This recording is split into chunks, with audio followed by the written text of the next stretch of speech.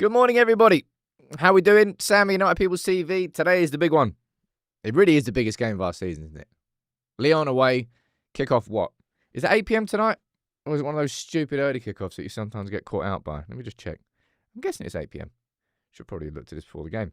Anyway. 8 p.m.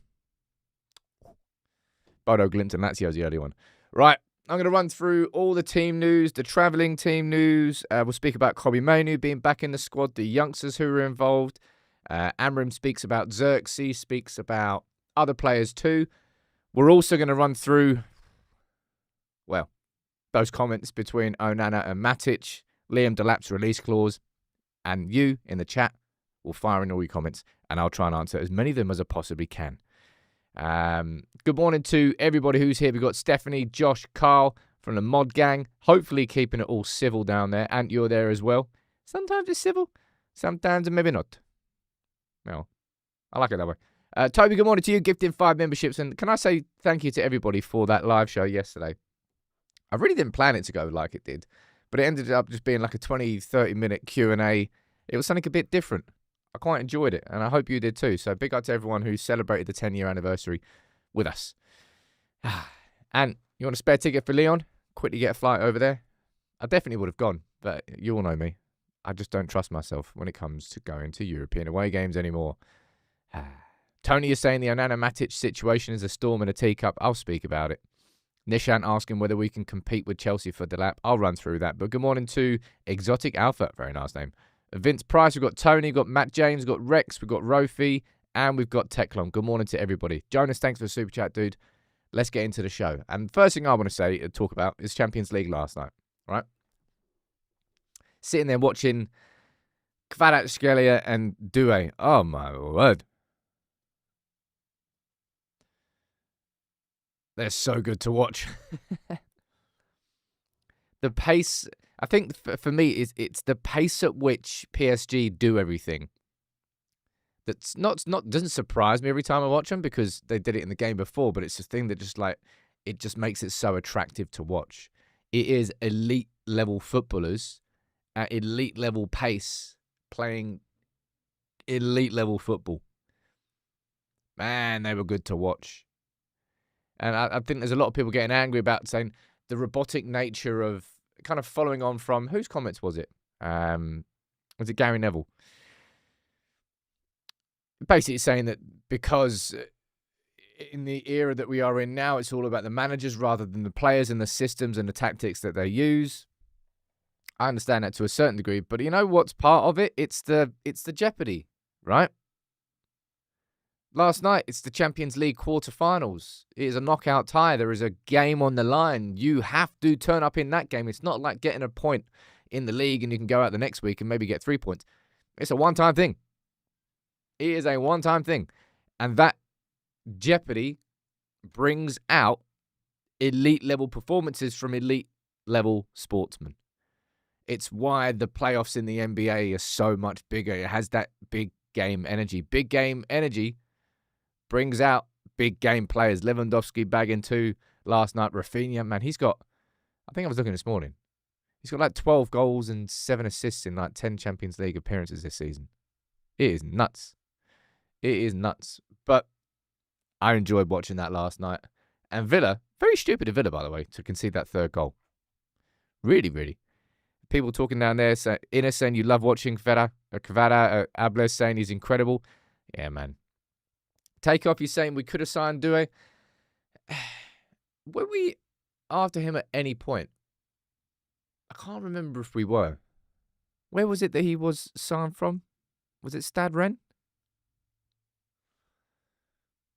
Was it Stade Rennes? Was it Lons? Doué. Also, 10 out of 10 name, by the way. It was Rennes. Is that Stade Rennes or is that just Rennes? Yeah, it's Stade Rennes. Look at that. 10 points for me. Arbelon saying, wanted to go to watch the game, but I had a workshop planned for the whole day. Got cancelled. Now I'm fuming. 4-hour drive from Zurich. Mate, you got diarrhea. Go home. Diarrhea is the thing that no workplace can ever really go. Oh, well, you can't. You have to come in with that. No. Oh, sorry, boss. Got the squits. Woo. Although if you did have that 4-hour drive, wouldn't be good. But you don't. So come on, mate. Either way, it was really entertaining to watch both of those games last night. And I want to say a quick thank you to everybody who engaged with that video yesterday. And like, there was a reason why I was pushing hard for all of you to get involved. First of all, just the look of this video, the title and the thumbnail, quite different to what we normally do on United People's TV, because we're trying to approach a different audience, and different types of videos work for subscribers compared to non-subscribers, and it's about appealing to both of them. It's quite hard to actually get it right. And yes, that video yesterday, I loved it. I actually watched it on my projector. Yeah, man. I'm really, really proud of that video, and thank you to everybody who watched it. But as I feared, because it's more of a nostalgia video, a lot of people didn't want to watch it. A lot of people go, I don't want to look backwards, man. I want to look forwards. And that's always a fear of doing this style of video. So it was an experiment. And honestly, I think this type of content I'm going to be able to do more of in the future. But right now, with where United are, it's more about focusing on the big conversations that exist and what's coming ahead, rather than looking backwards at any point. And by the way, it is the actual anniversary of it today. I didn't even realise that. And yeah, Rex, that's kind of why we did it. Because everybody talks about the 7-1, but nobody talks really about the violence that happened before it, the violence that happened in Rome and Old Trafford, where United were in the league. It's about sort of something that we thought when we were sort of researching and sort of scripting it was, we all used to love watching Premier League years, starting Sky. It always used to do that. And it's kind of like a United-focused Premier League years, but just around one game, and giving you the context of what it was going into the game. And yeah, I loved it. I really enjoyed it. We're going to be doing more of it in the future, but right now, given how many watched that video and how that's the thing, man. They're so expensive to make. They're so time-consuming to make. So we have to make something that's relevant to what United fans want to watch. So more of this will come in the future, but probably not right now. But I still love that video. I'm very proud of it. I think it's cool. King saying it was a fantastic video. None of the sensationalism crap. Well, it's more because, as I said, it's a nostalgic video looking backwards, but the idea of it was to do it with a different perspective. Not just talking about the 7-1, because that will be like, well, I could just go and watch the highlights. It's more about things that you may have forgotten. Kind of a history lesson. I love that. If you haven't watched it, go and check it out. Now, let's talk about what somebody described as a storm in a teacup at the start of the video. Onana and Matic. Now, the first thing I want to say before I run through, we'll play the clip of what Matic said. I'll explain what Onana said first. Like, let me know what you think in the comments, right?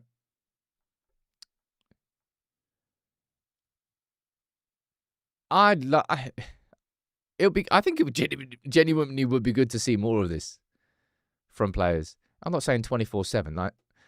But players are so media trained now, because they have to be, right? If you say the wrong thing as a player, it gets blown out of proportion and it can come back to haunt you and bite you. And it's just safer as a footballer to be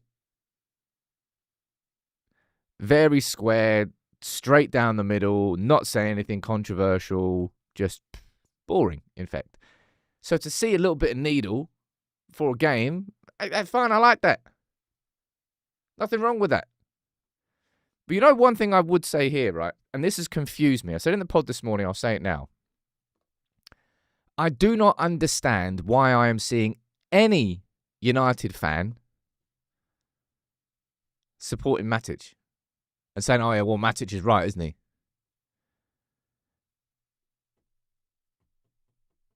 This is your goalkeeper here. Why? Oh yeah, Matic is right. Is the worst. Like, you are not a United supporter if you're sitting there sharing this and sort of. I don't know. My head's just sort of on Mars, really. I don't understand. Someone let me know in the comments. Am I seeing this wrong? Right? Glenn is saying Onana was silly saying what he said, setting us up to fail. Lyon will be right up for it. I mean, the Lyon were always going to be up for it. And by the way, what Onana said really, really wasn't that bad. Onana said, we are the better team. Like, it's the sort of thing that you say going into games. Like, we are the better team. And then he sort of reiterated it later in the interview because we really are the better team. We have that sort of self-confidence. We're going to beat Lyon sort of thing. There was nothing out of the ordinary that Onana said. And that's something that Amorim said in his press conference. And then Matic just came out swinging. This was Matic's reply here. I don't know, to say that you need to have cover for something like that. Onana. I respect everyone, but to say that, then you need to get the answer. If you are one of the worst goalkeepers in Man United history, you need to take care what you are talking. If David De Gea or Peter Schmeichel or Van der Sar say that, then I will question myself. But if you are one of the statistically the worst goalkeepers in Man United modern history, then he needs to show that before he says. So we will see. Now, I think you can tell that. One thing there. I think you can tell that Matic was coached by a certain Jose Mourinho for a massive stint of his career. That is straight out of the Mourinho playbook. Straight out of it. It is about mind games. I'm not going to have a massive go at Matic for saying it. He's just trying to get a one-up. But I did quite like... This was Onana's response. As I said, what Onana originally said, totally fine in the context of build-up to a game. We're the better team. We're really the better team. We want to beat them. Fine. Nothing wrong with that. And then Onana decided to reply saying this. I'd never be disrespectful to another club. We know that tomorrow will be a difficult game against a strong opponent. We focus on preparing a performance to make our fans proud. At least I've lifted trophies with the greatest club in the world. Some can't say the same. It's a little bit of shithousery, all right? It's a little jab, little 1-2, a little bit of a swing back. I remember the WhatsApp group after. We're all like, Matic never won anything. I didn't realise that Matic never won anything. But Onana came back swinging. And what Onana has done by replying to it like that is he's firmly turned, two spotlights. He's firmly turned the spotlight on him for that, right? Firmly turned the spotlight back on Onana. Onana has done this, he's turned the spotlight onto himself by responding. I would love nothing more than for Onana to just... Onana doesn't need to have a man-of-the-match performance. When a goalkeeper has a man-of-the-match performance, your team hasn't done well, in my opinion. Because for a goalkeeper to have a man-of-the-match performance, he's going to have to make like 3 or 4 blind-in saves. He's going to have to, how many holes De Gea dug us out of. What I want to see is Onana just do his job properly in the next couple of games. We get through to the semi-final, and then he sends Matic an Instagram post with 2 complimentary tickets to the semi-final, saying, here you go, wouldn't want you to miss out on it. That would be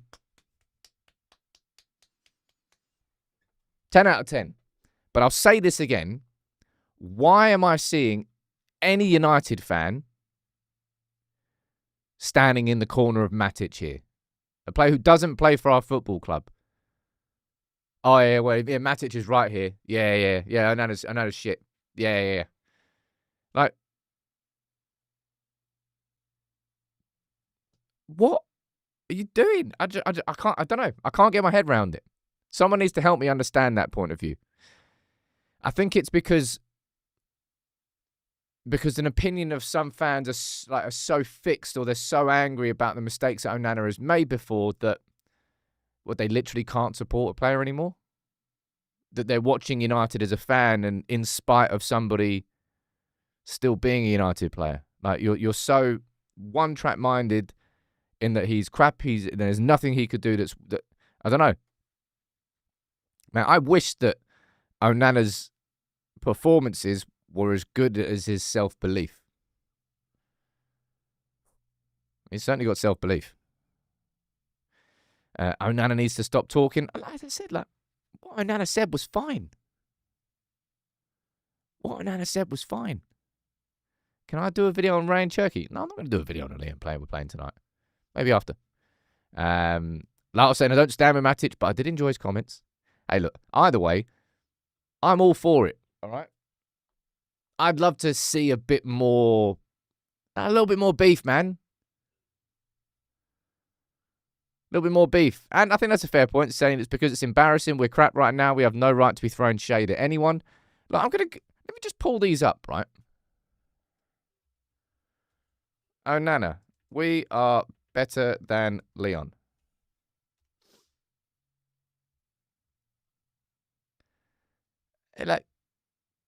What these comments?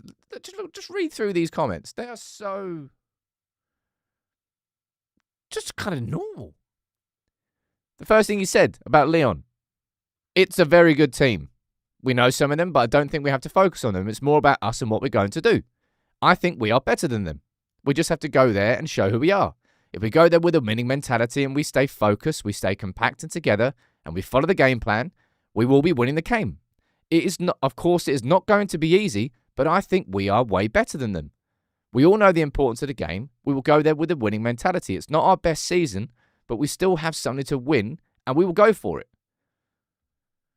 Man, that is such a middle of the ground. That is par for the course. There is nothing that Onana said there is sort of like, oh, Onana, man, you can't be speaking. First thing he says, Lyon's a very good team. We're better than them. Fine. You have to have that self-belief. Let me see what you're all saying down here in the chat, right? Manla saying a good story would be Matic scores a 30-yard screamer against Onana, but we still win. Then, once the second leg, Onana produces a last-minute save of the season and we go to the next round. Why would you want Matic to score a 30-yard screamer against Onana? I tell you what, that Matic, it's one of my favourite goals I've seen live. Matic's winner against Crystal Palace at Selhurst Park, and we were 2-0 down, we won 3-2. Oh, yeah. Onana should have said one word, Bosnich. I think he probably should have said Taibbi. Manny, what you saying? We need this gamesmanship because VAR has ruined everything. Yeah, that's what I mean, man. Give me some of this.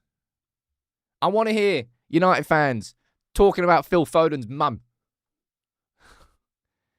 I want to hear Onana saying that we're a better team than Lyon. I want to hear Matic saying, "Oh, you're one of the worst keepers in United's history." I want something. I want to give me something that adds an element to the game. I think it's better, man. I think it's much better. Either way, I hope Matic has an absolute stinker. I hope he doesn't even start tonight. And I hope he just sits there and watches Onana go through to the semi-final and Onana just sends him a couple of complimentary tickets. That's what I want to see, right? I wouldn't say it's a storm in a teacup, but given that footballers are bland because they have to be, because of social media, because of the way that everything is sort of taken out of context these days, I understand why they are bland. But it's just, I think it's quite nice. I think it's quite nice to see a little bit of beef between players. Makes it more interesting. Oh, Box, I bet you're fun at parties. I'd rather us be competitive as a team than sing about Foden. Yes, because that's exactly what I said. Yes, United fans, let's just make sure that we just focus on chance and let's not even talk about the football. Oh, I've got something in my eye. You know what people are very good at? Being offended. And being negative.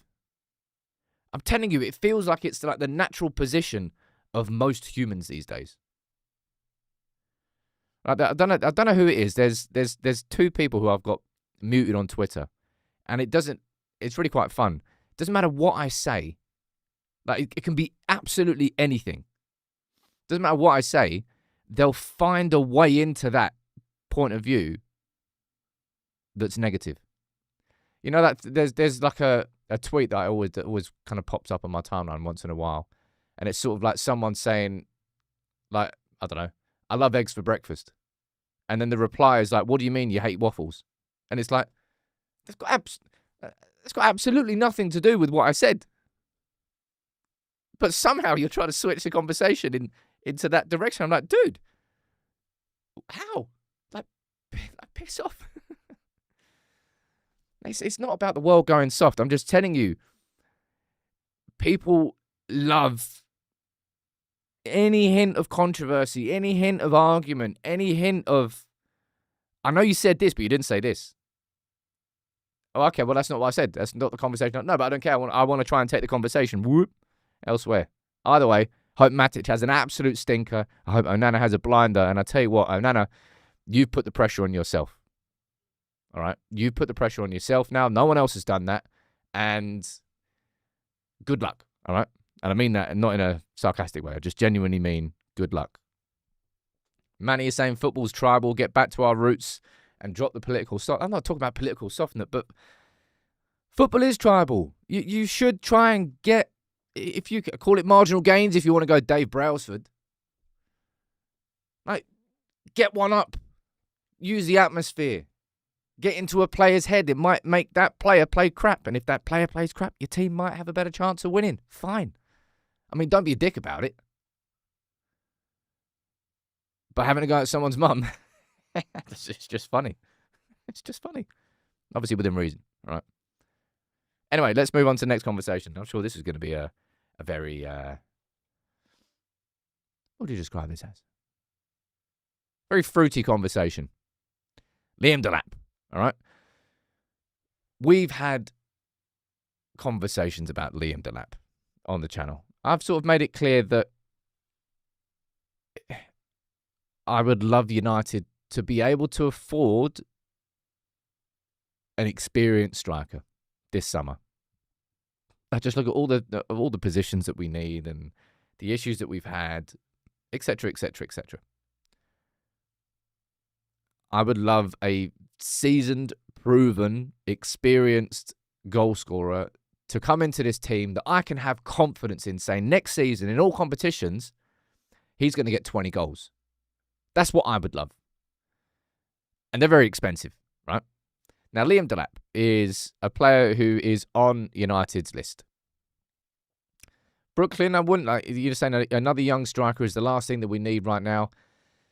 Liam Delap is only 22, but Liam Delap does have a year experience in the Premier League, okay? And that's something that Rasmus Hojlund, of course, didn't have. And news came out yesterday that, this is sort of the confirmation, that Liam Delap's only going to cost £30 million because of a release clause. If Ipswich are relegated, which they will be, he's only going to cost £30 million.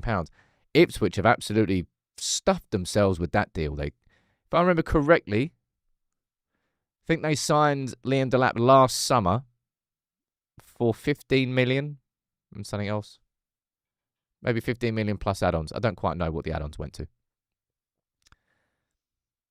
And they're going to have to sell him this summer after developing him a lot for 30 million, and City get 20% of it. Now, if I remember correctly, City also have a buyback clause, and that means that, for example, City wanted to sign Delap this summer, they can just match. I suppose it's because it's a 30 million release clause, it doesn't really matter because the price is going to be 30 million. But the buyback clause, I think, it typically means that they have the ability to match any bid that comes in, and they have sort of first refusal. Either way, after signing Marmoush in January and they've got Haaland, I don't really think the City are looking for a striker, so I don't really think that's going to be happening. Do you think this is going to happen, right? Delap for 30 mil. Delap to United. I'm not saying do you want it to happen, right? That's not the question. Do you think it will happen? Yes or no, all right? You can let me know what you think in the comments. I'll go and read some of the chat, and then we'll run through a little bit from The Athletic on that situation as well. There's a couple of super chats. I'll read this out, and then I'll read some other normal chats as well. Manny's saying we have Delap Mark 1 in Hoyland. I prefer Cunha. Trincao in front of Bruno. Then even I could slot in 20 goals. You might be a better footballer than me. Cunha, I just can't see United paying 65 mil? Something like that. I can't see us spending that on any player. Absolute max is going to be like what we paid for Lenny Yoro last summer is going to be the max this summer. 52, 55 million. I know that's going to rise with add-ons. But I mean the initial fee. Steve, I think Super Chat, dude. He said, I couldn't make the live show yesterday, but I want to say congratulations on 10 years. I've only been watching for 5, but United People's TV has been important to me. I've been seriously ill over the past year, and you've been a constant. Well, dude, I hope you're on the up and on the mend. And Steve, you've been around here for a long time. In fact, you've been here for 5 years, and you've only been here for half of it. That's a nuts amount of time.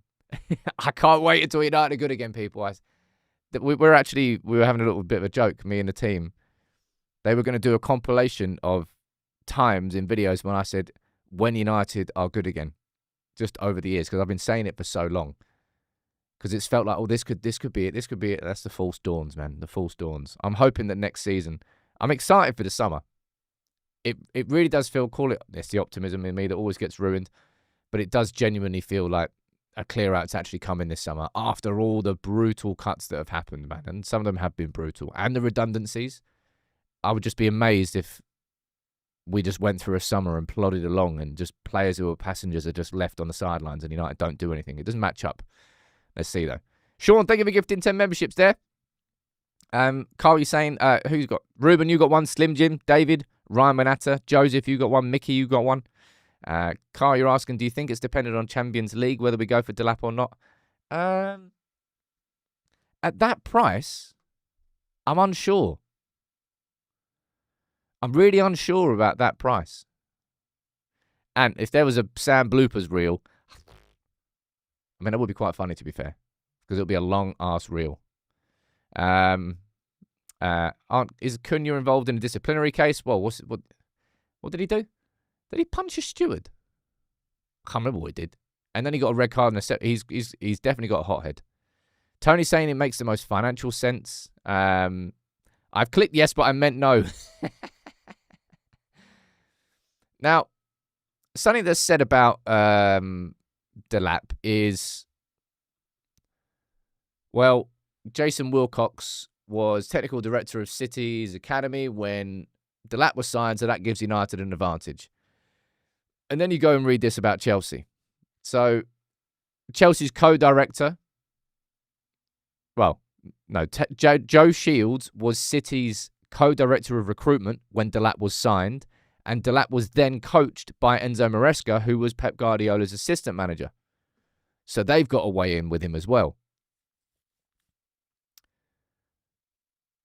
Strikes me that Chelsea just go for the most expensive ones. That's just what they do.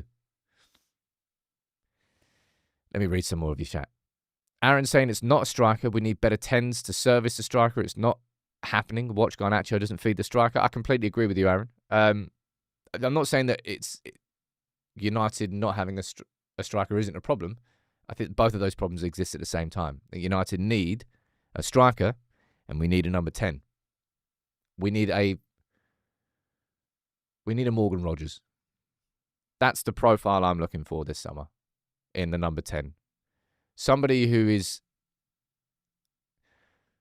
just somebody who can carry the ball and you really struggle to push him off it. Somebody who can just drive the ball 10 yards, even in tight spaces, and can then simply just slot it in for a striker who's in the right position at the right time.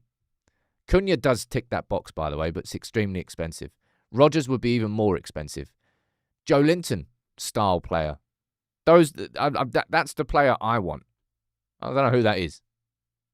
Jack Morehouse, we'll speak about him. I'm not saying that he's as good as those, but in terms of the physical similarities in the style of play, that's probably why Jack Morehouse has flown out. Let me read some more here. We need more than one centre forward. We need 3. Is Delap technical enough for United? I think Delap's been pretty damn impressive, to be totally honest, for a team that's been relegated and a team who's hardly really been able to... Look, Ipswich have fallen foul to the same thing that Burnley fell to. Burnley got 100 points under Vincent Kompany, got up and then got absolutely spanked out of the league. Ipswich, not as much. They had their moments, but basically in the Championship, it's so hard that you need like a 3 to 5 year plan, which involves different styles of football. So to come up, you basically want to be the team that is playing like City or Liverpool in the Championship. If you can do that and nail it like Burnley did and Ipswich did, then you win the league. You nail it, you smash it. But if you play that same way in the Premier League, you're just crap versions of the teams who are ahead of you. So you have to figure out a different style of play to keep yourself up, avoid relegation. And once you've done that, slowly but surely, you then re-implement the same style in the Premier League that you had in the Championship. Easier said than done. I don't know how you do that as a manager. And saying, what about Cunha and David then? Man, look, Delap for 30 mils just really strikes me as a... Does that not make him a market opportunity? How many times are you going to see a 22-year-old striker who's got... How many Premier League goals has he got this season? So look, 12? Premier League... I might be overzealous on that one. Premier League top scorers. Bam, bam, bam, bam. Give me the second page. I got it. He's on 12. Right. So let's have a look at the other names on this list. Salah, well, he's going to sign a new contract at City. Liverpool, sorry. Haaland, unsellable. Isaac, ridiculous amount of money. Chris Wood, having a one-season wonder. Brian and Mbeumo, 50 mil? 50 mil? About that. Cole Palmer, ridiculous amount of money. Visser, I've got no idea. Cunha, about 60, 65 million. Mateta, what's the price that you would put on Mateta? Just out of curiosity. Well, no idea what price I would put on Mateta. Obviously, the age of him, he's what, 27, 28? I don't know exactly how old he is. Probably somewhere between 40 and 50 mil. But at the age that Mateta is at, you'd then need it to work for it to be an investment that's worthy of it. Ollie Watkins, was it Arsenal trying to sign? I think Arsenal will go after him again this summer. And then you got Liam Delap. I think for 30 mil, it's like someone down there was talking about Jonathan David being a market opportunity. Yeah, it is a market opportunity. But I mean for a player who's just scored 12 Premier League goals in his debut season in the Premier League in a team that's just been relegated, you wouldn't get that for 30 mil. I'm not sitting there calling Mateta a one-season wonder. I don't think so. Is Isaac up for sale? Yeah. Yeah, he is up for sale. If you've got 90, probably over 100 mil, to be totally honest. I think Newcastle paid a good amount for him. United and Chelsea are both going to be wanting Liam Delap this summer. Both have a need for a striker. My hope would be if we did. Let me look at the poll. Wow, that poll is toid like a toiger. 52% of you are saying yes, you think it will happen, but 48% of you are saying no. So pretty much right down the middle. Remember, the Premier League is seriously overpriced. No player is worth more than 1 mil. It's a top tier comment, that is.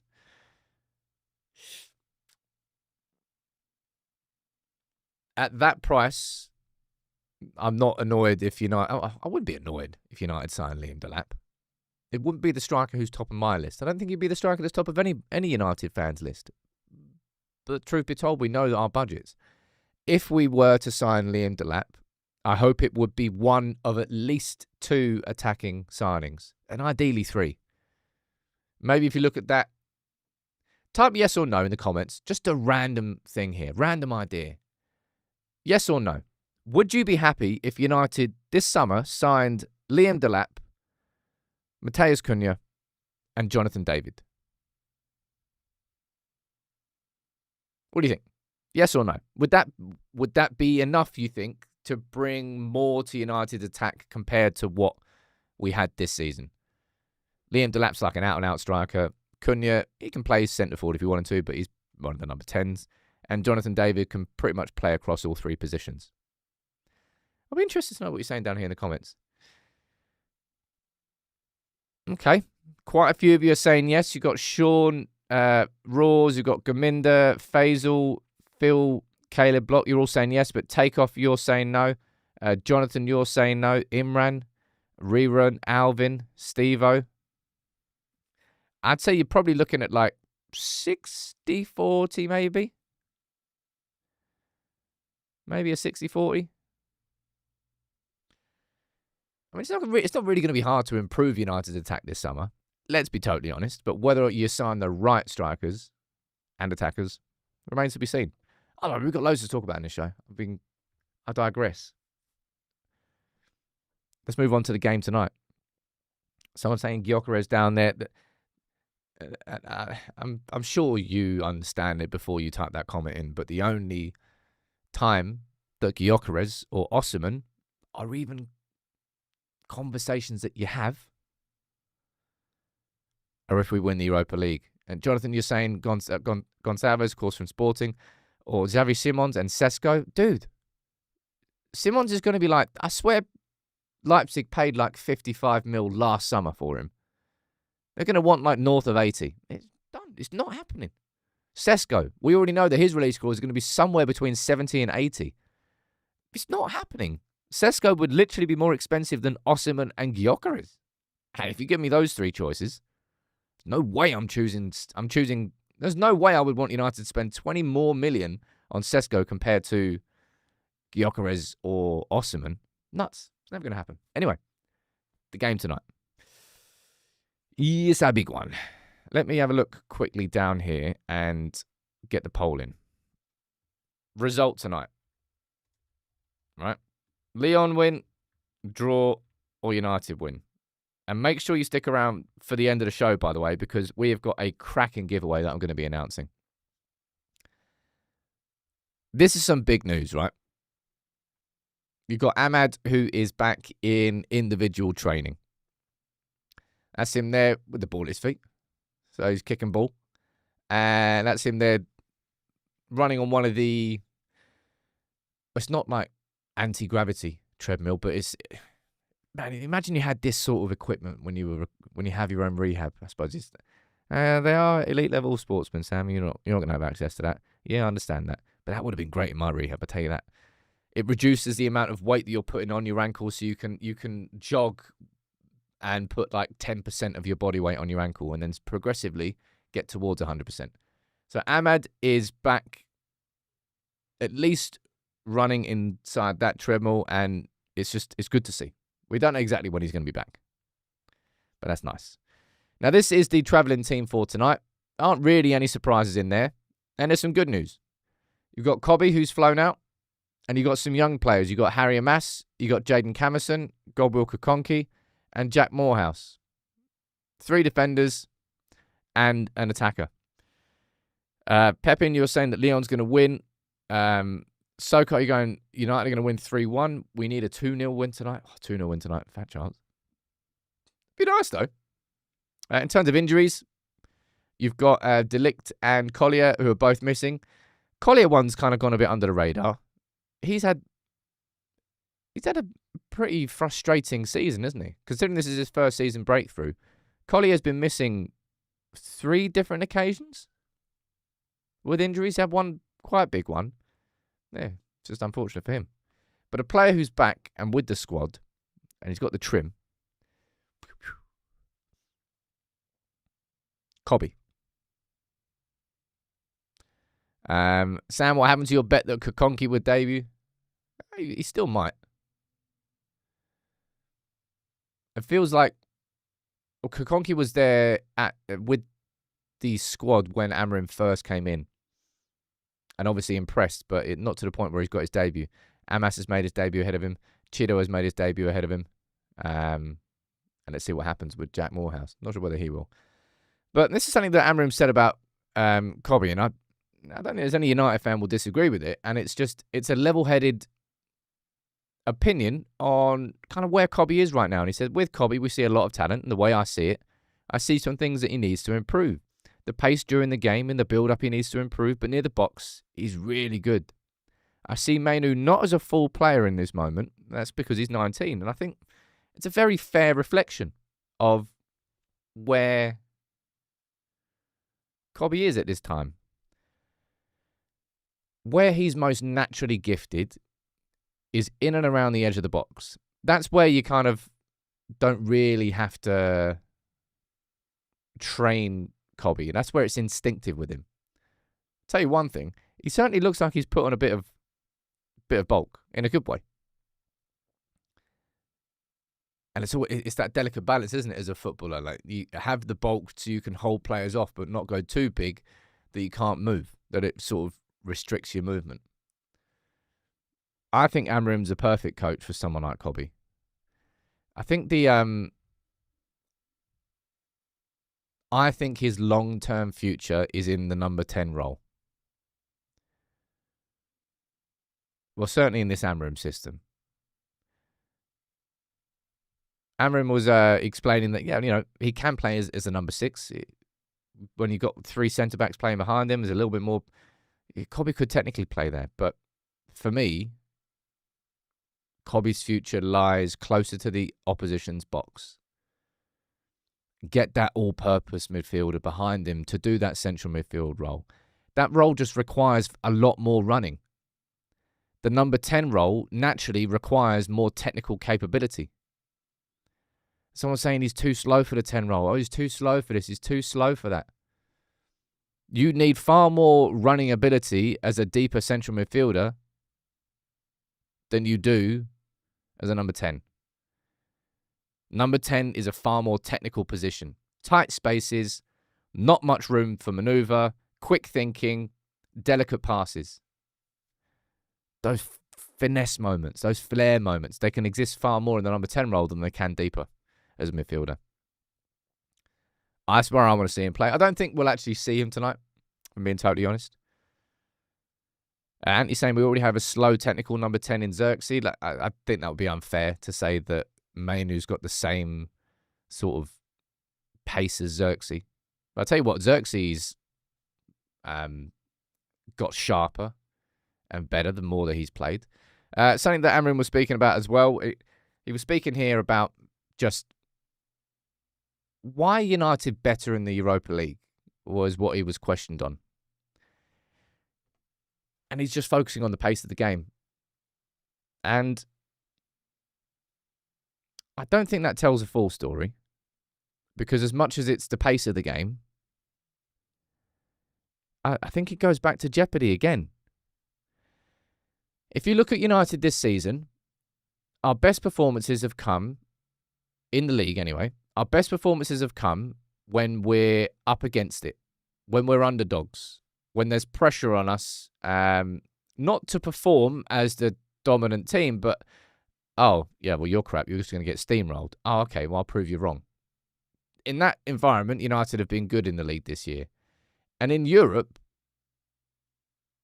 I suppose the jeopardy didn't really exist in Europe until...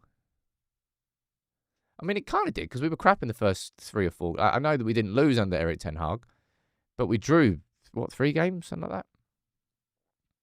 There's no doubt that United have been better in Europe, but Lyon, not going to be an easy game. I'm going to run through my... I'll run through my starting 11 now, actually. And you'll see that I made some changes here. All right? Now, I don't know whether Mason Mount is going to be fit to start, but he was fit to come off the bench against Leicester, then played more minutes against City. I hope he's fit to start, and if he is fit to start this game and play 60 minutes, then come off, I think that will be a better scenario than the other way around. And you'll notice that I've got Højlund and Garnacho both on the bench because that front 3 there of Mount, Xerxes and Eriksen, it's not geared for blistering counter-attacking football. It's more geared for actually having a bit of possession. Actually passing it up towards Mount or Eriksen or Xerxes, we can actually hold the ball. We can actually just slow it. We can get the ball into these positions here. And if we want to, we can slow it down until we get the simple overlaps. And then the wing-backs come in, and all of a sudden, it seems a lot easier to attack.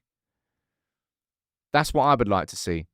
Us holding the ball up a little bit more in the opposition's half and just kind of waiting for Dorgu and Delap to go on the overlaps and to use those runs and to simply use those and go for cutbacks. We're away from home in Europe. Jonathan, I completely agree with you, and I think it's the right thing to do. It should be a low block. We should be going into a back five.